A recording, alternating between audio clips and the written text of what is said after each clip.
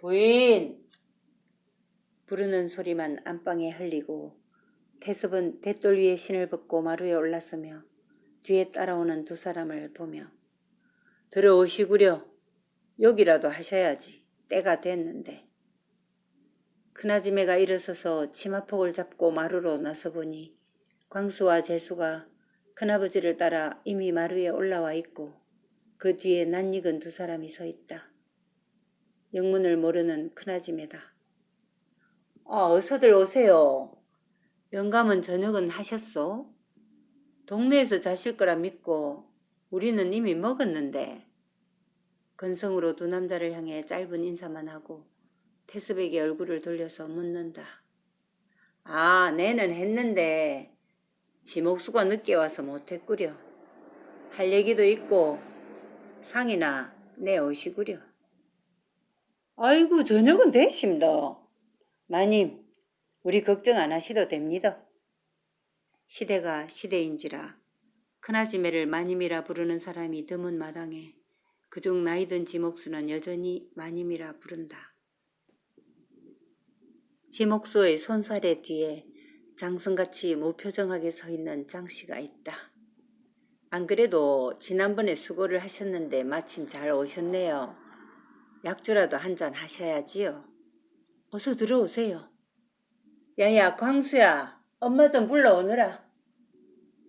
사랑방에서 동생하고 큰아버지 옆에서 놀던 광수를 향해 말하며 마루로 올라서는 지목수와 장씨에게 길을 터주느라 한편으로 몸을 옮긴다. 재수씨 오라 할 거 뭐 있노? 당신이 좀 하면 되제. 통명함이 묻어있는 영감의 말에는 들은 채도 안 하고 사랑방으로 들어서는 두 남자를 따라 방 안으로 들어서서 어떻게 발걸음을 다 하셨습니까?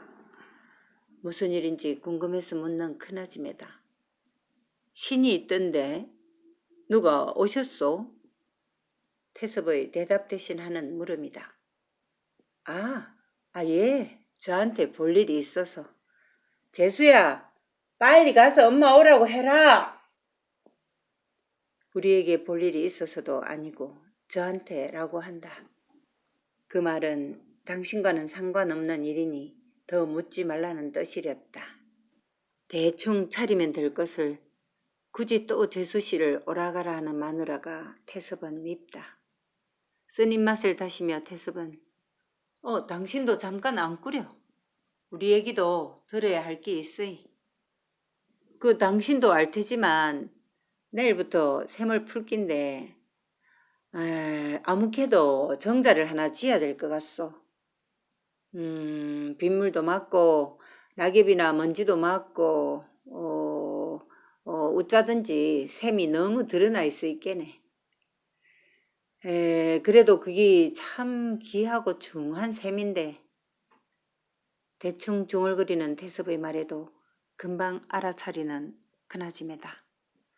인근에서 제일로 물맛 좋고 깊다는 셈이지만 지붕 하나 없이 방치돼 있는 탓에 바람 불면 온갖 것들이 날라들고 땡볕에서는 안악들이 햇빛 한 줄기 피할 수 없이 노천상에 있는지라 비록 물 한 동이 길러본 적 없는 자신이지만 알고는 있었다.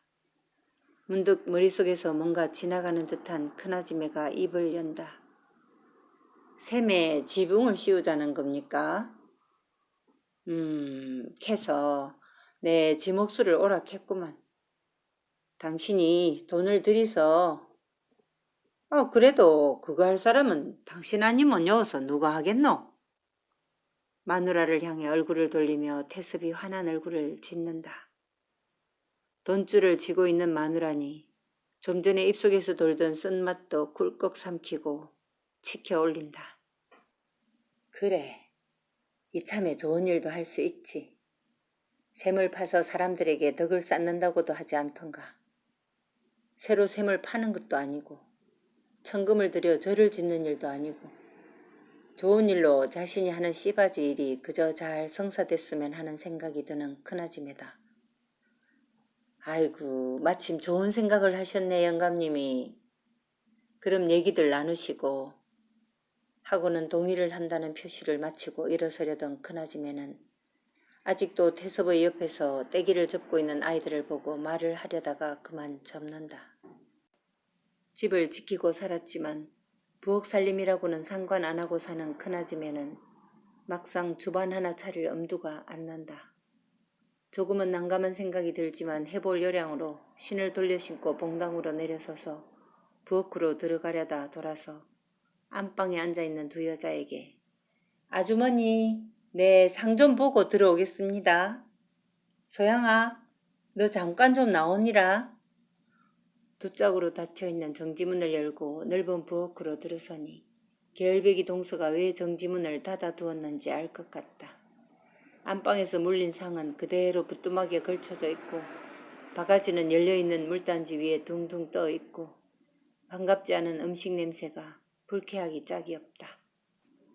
어느새 나왔는지 두 여자가 부엌으로 들어선다. 막연하게 서 있는 큰아줌매 뒤에서 대포아줌매가 입을 연다. 손님 오셨는갑지에? 우리한테 시키이소. 뭐 하면 됩니까? 소매를 걷어붙이며 대포아줌매가 부엌을 둘러보지만 그녀도 막연하기는 마찬가지다. 남의 살림이라 무엇이 어디에 있는지 어설프기 짝이 없다. 아이고, 그저 술상 하나 볼라는데도 동서가 없으이. 말끝을 흐리며 이리저리 고개를 돌려대는 큰아줌매를 보고 대포아줌매는 아, 술상이면 됩니까?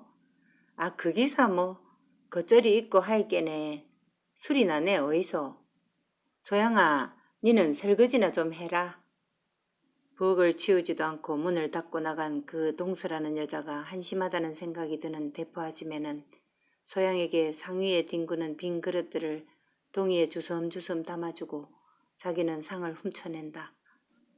소양도 바가지로 옹기동이 속에 물을 퍼넣고 쭈그리 앉아 그릇을 부시기 시작하고 큰아줌매는 광에서 정종 한 병을 들고 오고 대포아줌매는 행주로 수저며 잔을 닦는다.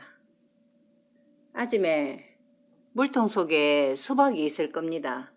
한번 들여다보세요. 화채라도 해보시지요. 상이라고 뭐 올릴 것이 없으이.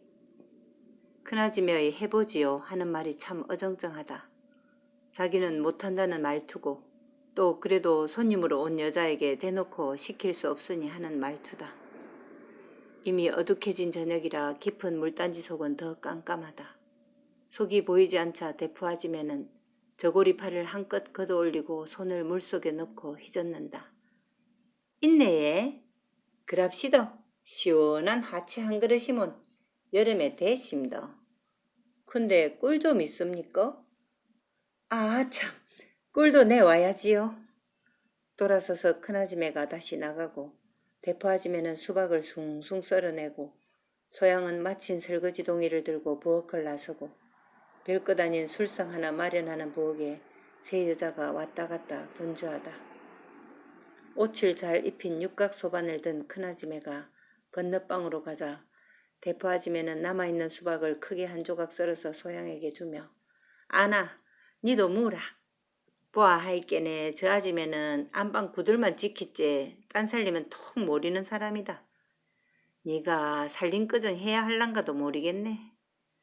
소양이 들으라고 하는 말인지 그냥 혼자 하는 말인지 구분 없이 수박 한쪽을 입에 넣고 부엌을 둘러보며 말하는 대포아줌매다. 연신 수박씨를 손으로 받아내고 훌훌거리며 벌건 속을 입속에 구겨 넣고 대꾸도 없는 소양을 물끄러미 보며 대포아줌매는 속으로 저 건너방에 들어앉아 있는 영감이 그 남정네인데 너는 도시 거기엔 관심도 없구나.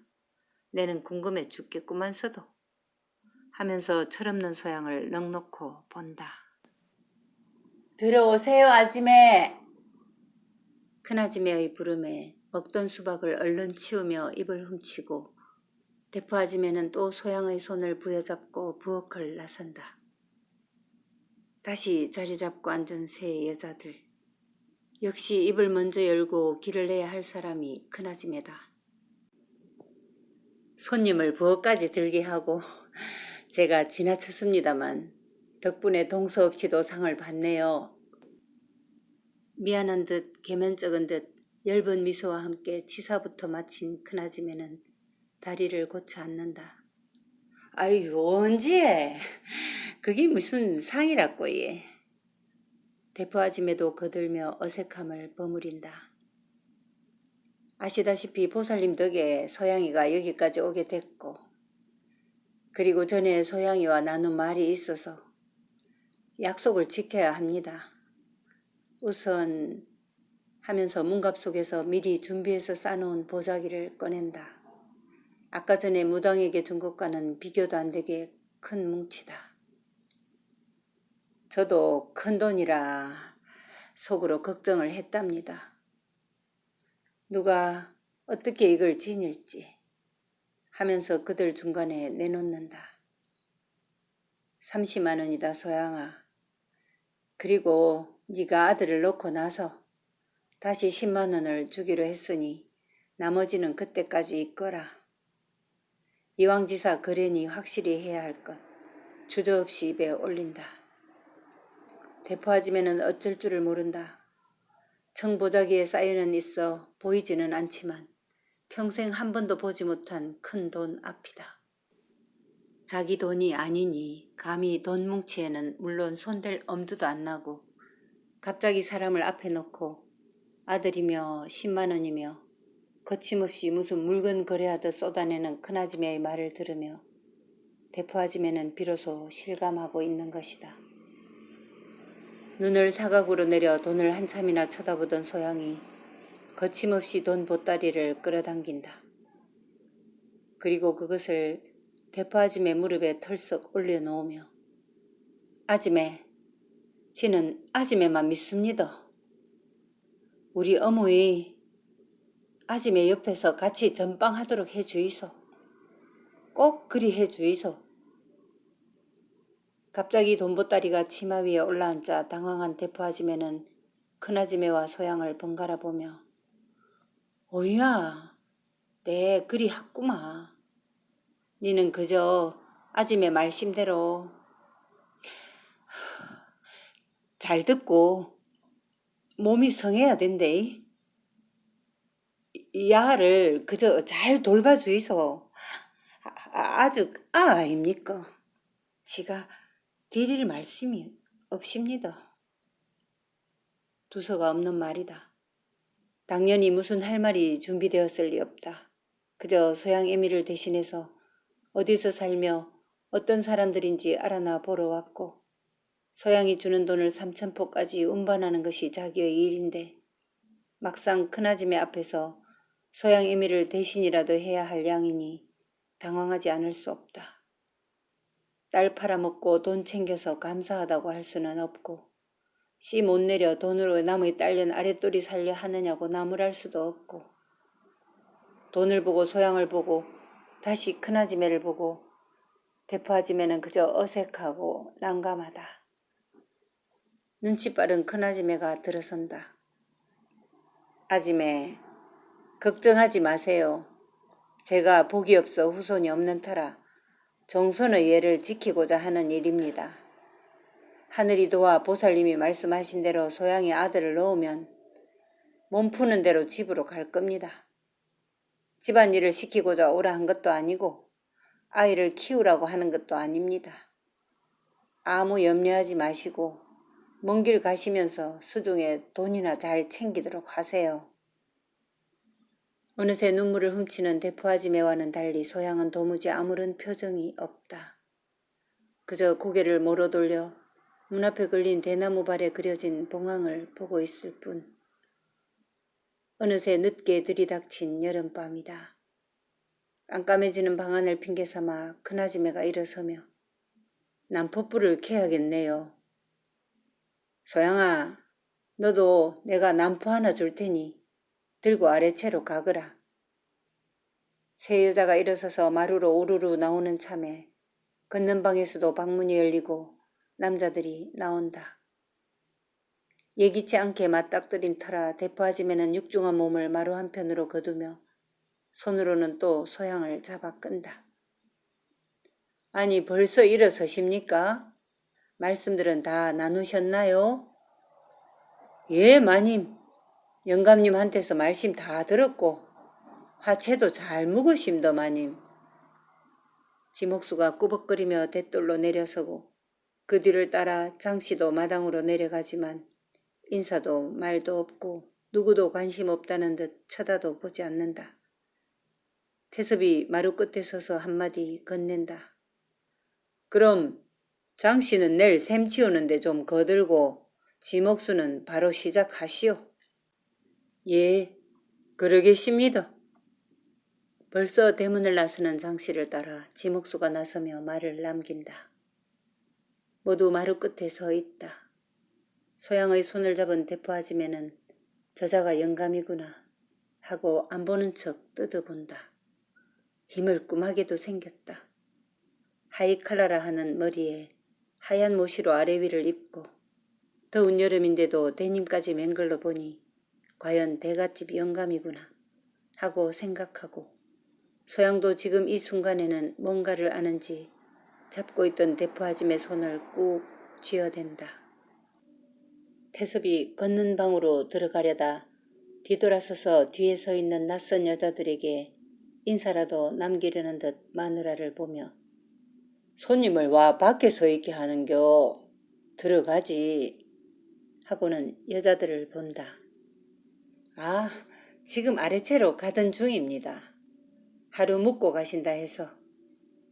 누군지 왜 왔는지에 대한 말은 아예 없다. 태섭도 마누리 스스로 하지 않는 말은 여간해서 묻지 않는 게 습관이 된 상 그냥 한번 휙 보고는 방 안으로 들어간다. 자기들을 두고 하는 말이라 대포아짐에도 그냥 고개를 숙여 태섭에게 예를 표하고 소양을 잡아 끌고 마루로 내려서고 끌려 내려가는 소양의 다른 한 손에는 돈보따리가 들려있다.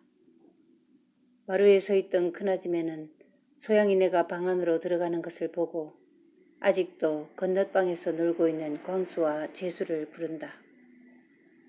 광수야, 재수 데리고 이제 집에 가고 내일 오너라. 큰아버지 주무셔야 한다. 하고는 문을 열자 아이들이 후다닥 뛰어나오고 한 움큼 진 떼기 조각을 흘리고 주우며 대문으로 나간다. 큰아줌매는 영감 방 안에 들어서서 문을 닫으며 앉기도 전에 태섭에게 묻는다. 어쩐 일로 갑자기 샘에 지붕을 씌운다 하셨습니까? 담배를 말던 태섭이 불을 댕기느라 고개를 기우뚱한 채 대답을 미루는 사이 큰아줌매가 앉고 태섭이 날숨으로 담배 한 모금을 모로 뿜어내며 말한다. 동네에서 그동안 얘기는 있었지만 돈이 드는 일이라 아무도 나서질 못했는데 오늘 모이서 샘치는 일을 주고받다 보이 아무캐도 우리 집에서 하는 게 좋을성 싶어서 내가 지목수를 불렀어. 우리 집안이 들어서 해야지 누가 할 사람이 없잖소? 동의를 구하듯 의향을 묻는데 말 속에는 눈치 보는 심중이 다분하다.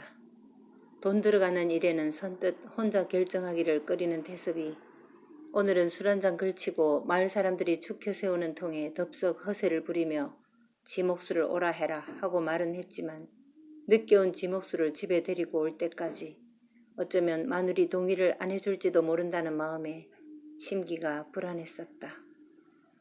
그런데 지목수가 있을 때 방 안에서 잠깐 서두를 비추었을 때 마누라의 표정이나 말투가 호의적이었던 걸 생각하며 내심 안심하고 있던 참이다. 태섭이 내뿜는 담배 연기가 불편한 마누라는 미간을 찌푸리며 고개를 모로 돌려 방 안을 둘러본다. 평소 같으면 코가 매운 방에서 벌써 나갔을 마누라인데 오늘은 어쩐 일인지 그냥 앉아있는 것이 태섭에게 무슨 할 말이 있음이 틀림없다. 이왕지사 하기로 하셨으면 하셔야지요. 길게 보고 하세요. 지난번 문중회의에서도 그렇고 마을에도 이제는 종가다운 면모를 보여야지요. 더 이상 책 잡히거나 잡음이 나지 않도록 집안에서 우리가 미리 알아서 하고 당신도 종손으로서 체면을 생각해서 갖출 것은 갖추면서 살아야지요. 언제까지 그저 조상이 준 땅이나 지키면서 살 수는 없지 않습니까? 태섭은 재떨이에 담배를 끌려던 손을 멈추고 꼼짝도 않고 마누라가 찌끄리는 알듯 모를 듯한 소리를 새겨본다. 문중회의라. 그래, 그 기분 나빴던 문중회의를 말하는 것이렸다.